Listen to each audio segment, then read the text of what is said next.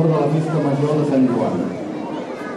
Aquesta sardana serveix de reconeixement a aquelles persones que s'han destacat per la seva tasca continuada a favor de Sant Joan de les Abadesses en l'àmbit cultural, social o associatiu o de promoció de la vila i en especial en la promoció de la sardana a la nostra vila.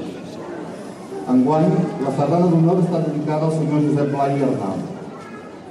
En Josep Blai va néixer a Sant Joan de les Abadesses el 27 de desembre de 1909 i va morir el 3 de març de 2008. Era fuster de professió i, com a molt bon artesà, era capaç de realitzar qualsevol feina que se li presentés o tingués desig d'emprendre pel seu compte. Com a fuster i ebenista va excel·lir en l'elaboració de tot tipus de mobiliari. Els seus coneixements musicals van lligar-se amb les seves habilitats en el treball de la fusta. D'aquest lligam en va resultar la construcció del propi contrabaix i un violí. El seu esperit inquiet i l'al·lusió per les coses més diverses el portà a vegades a la realització de tasques insòlites. Una vegada reconstruïda la resclosa que s'havia endut l'aiguat l'any 90, es formà una gran bassa de considerable fondària. En Pepito hi veia l'oportunitat de navegar entre els de riu. I tot seguit va construir dues barques i un embarcador al costat de la palanca de la Nostamala. Les passejades en barca de la mainada de la barca constituïen una insòlita i gratificant aventura.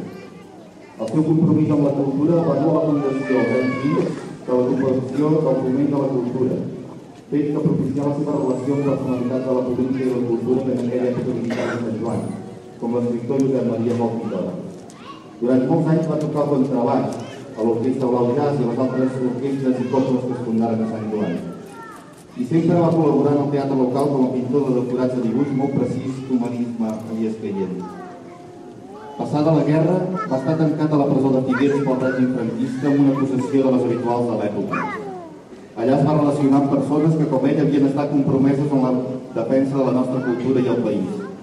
Va ser allà on es va fer gran amic del pintor Cairó, que va ser un mestre per a ell.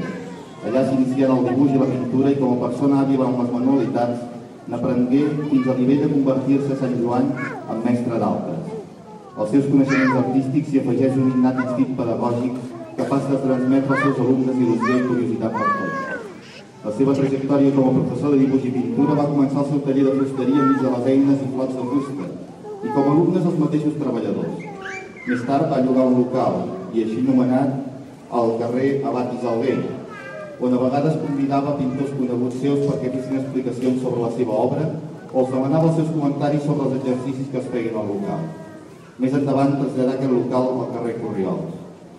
Com a persona de gran habilitat manual, a banda de la música i la lectura i compromès amb la cultura, és com més se'ls recorda Sant Joan. Una paraula al senyor Blai, segurament la més escaient era il·lusió.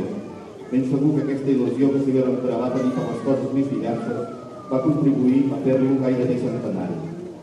La sardana que s'interpretarà enguany té per títol Sant Joan Vila Estimada, de la compositora Maria Teresa Monclús. Un títol. Recordem que en tractar-se d'una sardana d'honor, aquesta no és per ser ballada, sinó per ser escoltada, per la qual cosa paguem la màxima atenció al respecte. Interpretarà la sardana d'honor la cobla Flama de Farners.